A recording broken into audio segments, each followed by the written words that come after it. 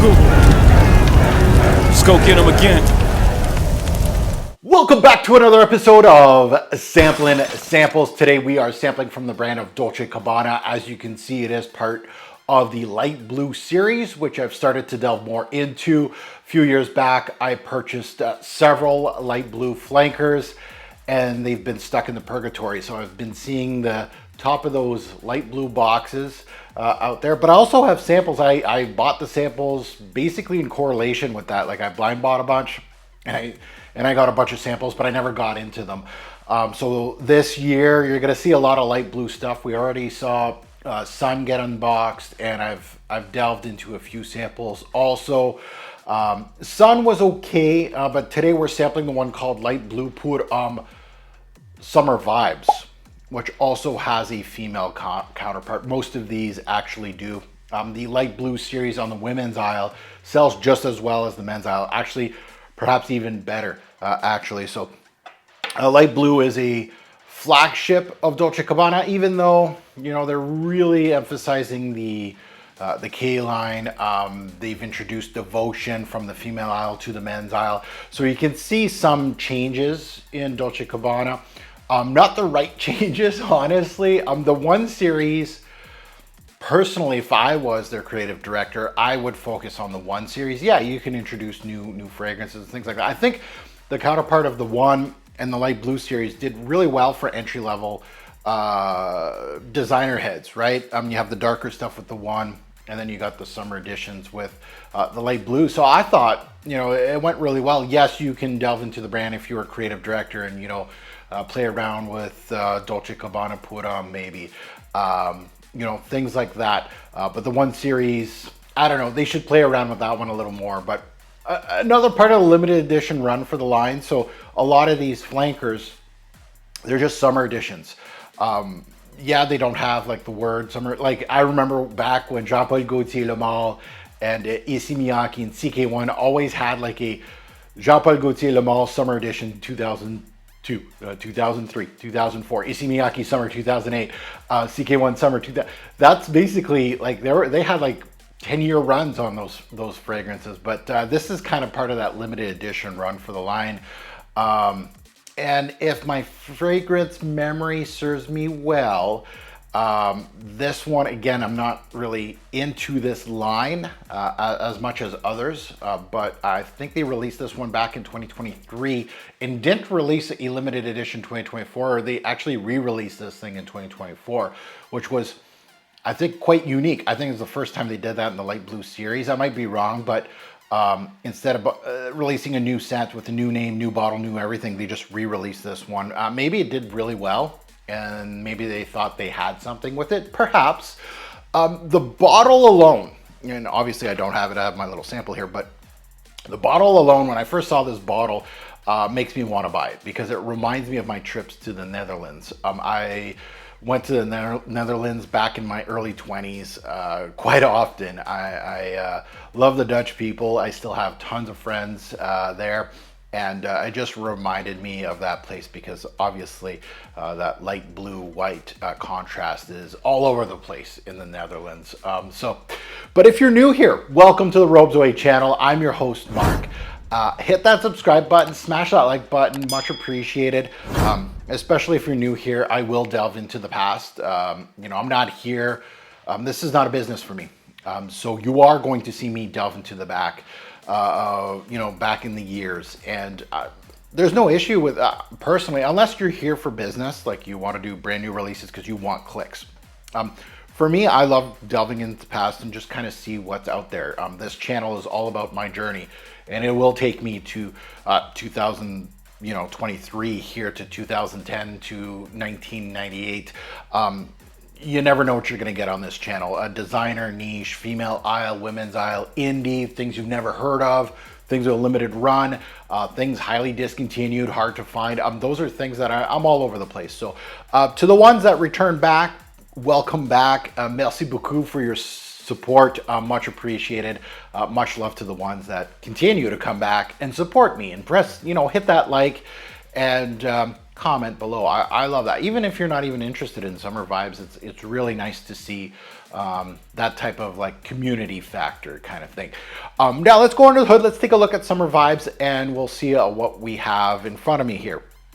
So release date 2023, of course.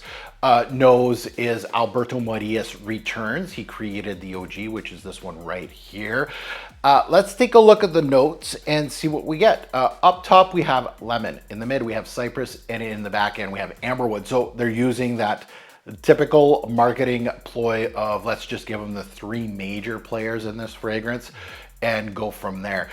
So obviously a citric thing with some green aspects and some amberwood, so it could go a little woody in the backdrop. So obviously the the note breakdown is going to leave us to our imagination and see what we get out of this fragrance. Now onto the big notes in this fragrance, and the ones that are published are the big notes. So cypress, amberwood, lemon. So there's not much to dissect here. So let's get into it. Now I am wearing as my scent of the day, so it's part of my 2 to 3 wearings, depending. These samples are fairly large. They do have an atomizer. I think these are 3.5 or 4 mil or 5 mils. But either way, I am wearing it today as my scent of the day. Yeah, there's that light blue. But let's remind me of the introduction here, and we're gonna launch this sucker. Let's see if we go under the door. We did. It rolled, the cap fell off, but it rolled under the door. 2 points for me. So light blue, Puram, summer vibes. I don't know about the name. Off the bat, it gives you that lemon drop top note, as stated in the note breakdown. So there's no surprise here.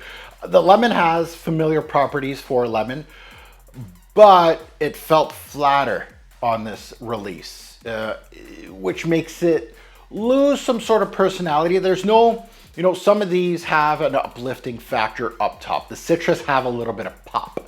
I'm not saying that this one doesn't, but it's flatter than usual. So it doesn't have that sparkling factor. And there's some of these that I haven't smelled yet that have like an uplifting grapefruit, but I feel like the ones that I own here have a little more of a brighter opening with the citrus than this one gave me here. So much flatter than I came to expect.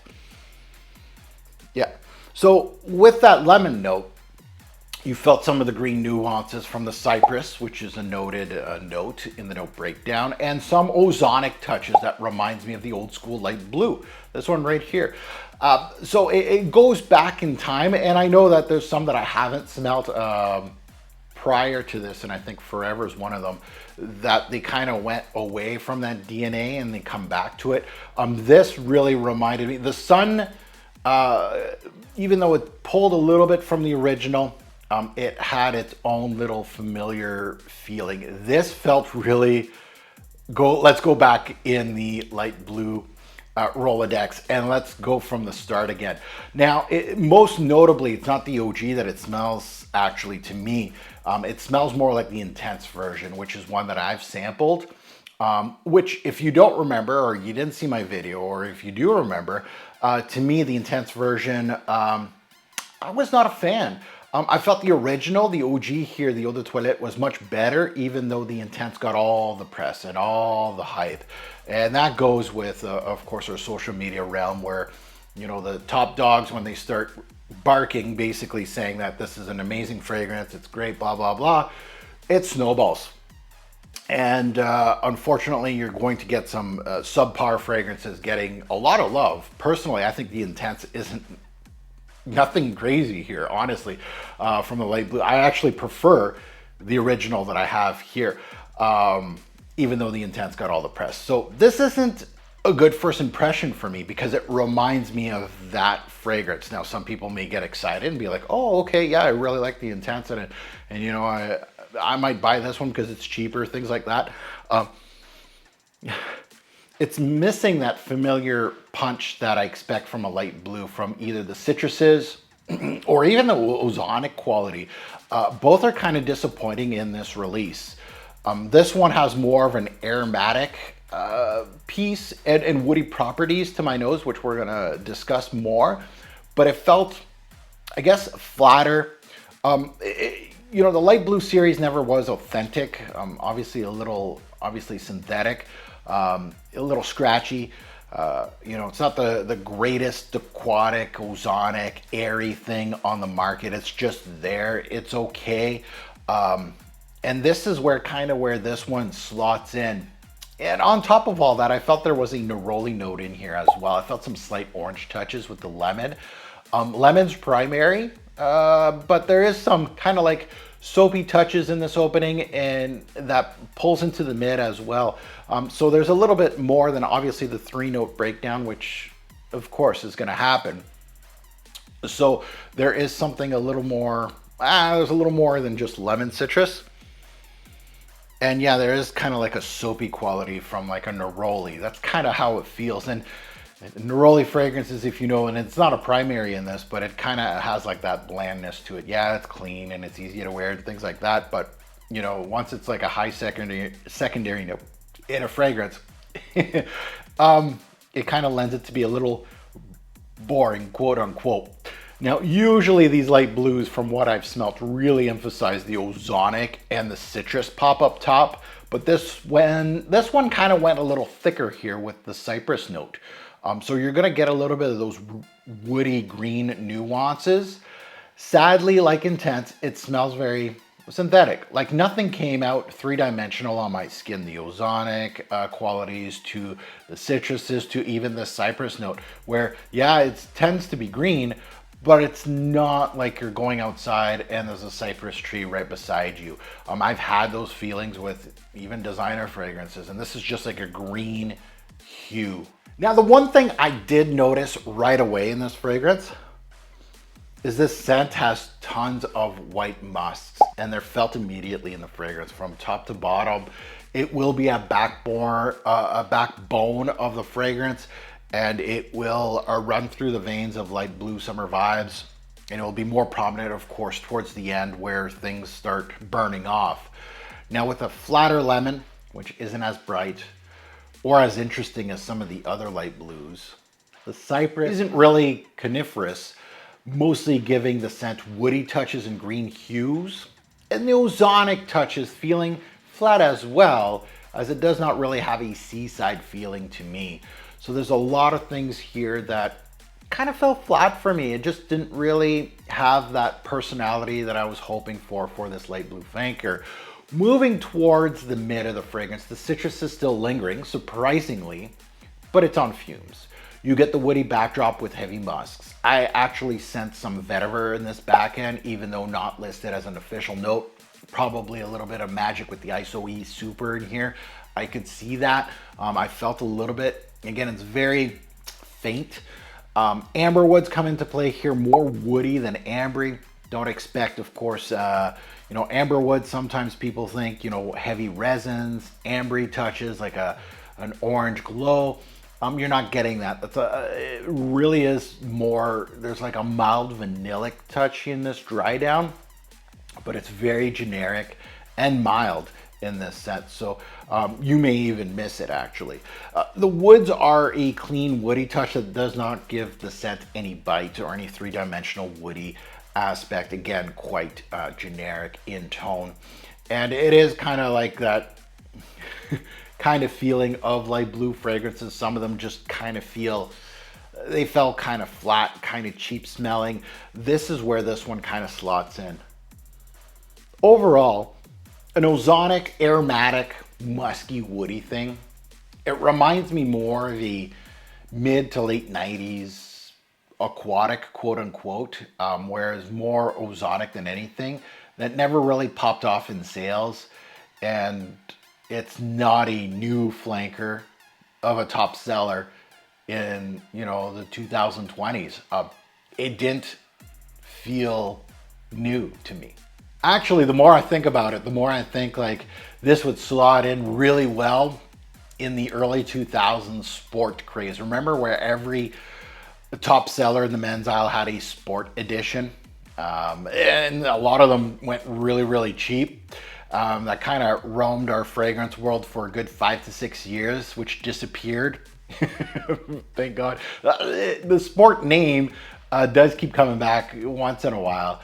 But, you know, I had that little phase like before Blueies.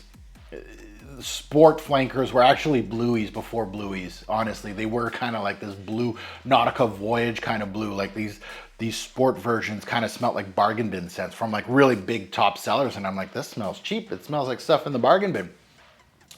This smells a little tad higher than these, a little better. So it would have done well in that generation. But now in 2023, 2024, you know, you're looking at it, and I'm not saying it's a star or anything back then. It would have been an okay release.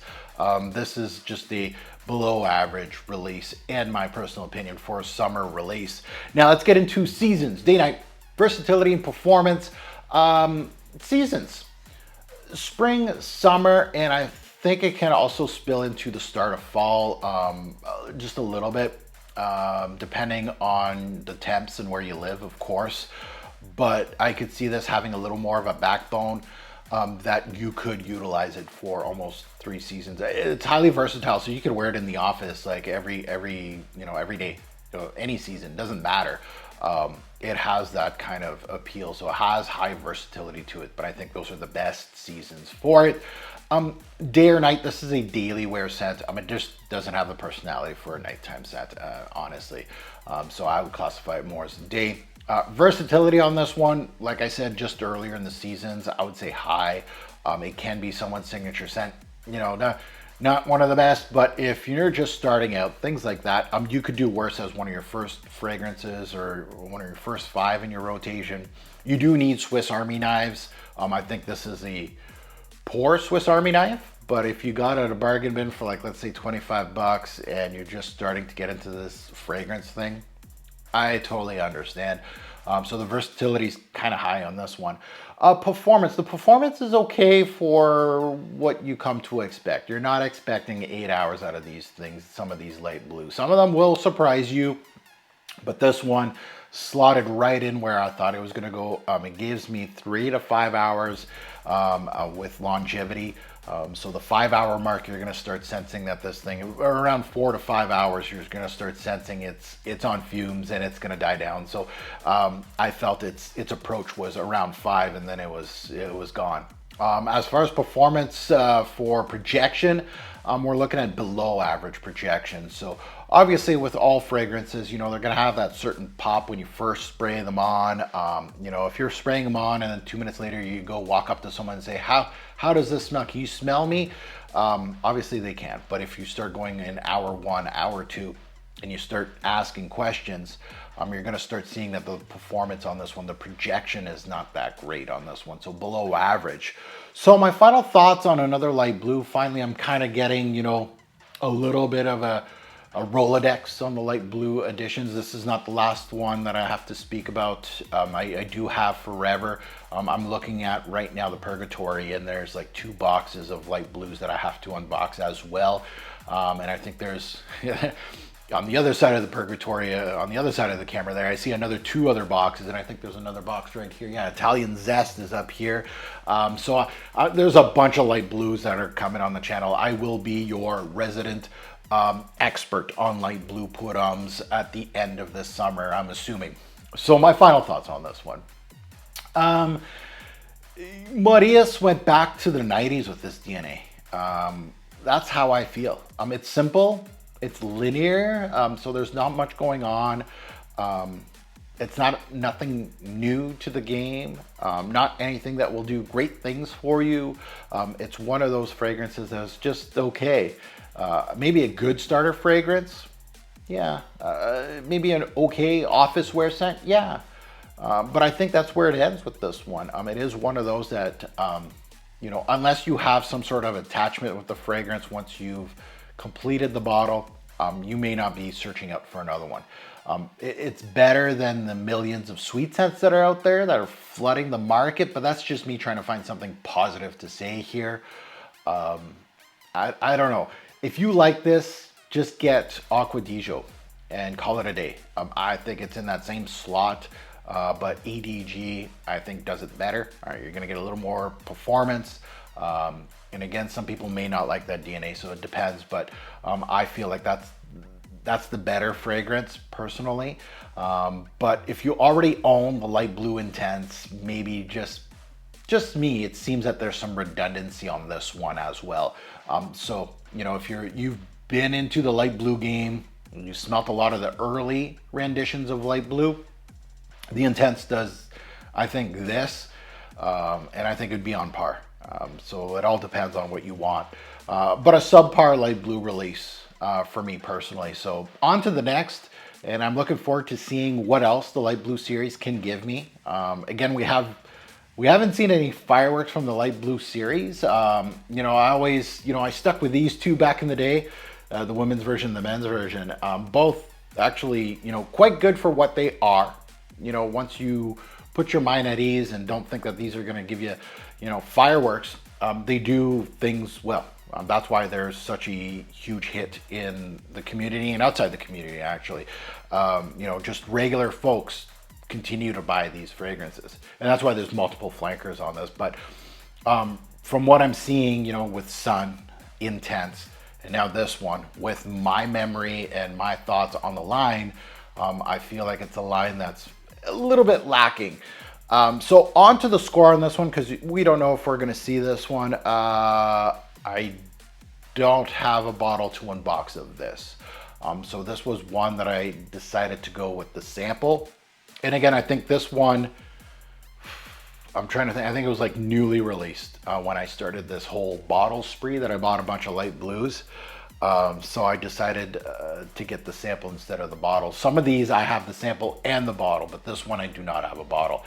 And I'm not really itching to get one, but it would look good as a collector, right? That bottle looks great. So if I had to give it a score currently, out of 10, it's going to be a little below average. I'm going to give it 4 bottles out of 10. I see, and you know, I've been giving out really bad scores on some designer fragrances, especially new ones like 2s and 3s.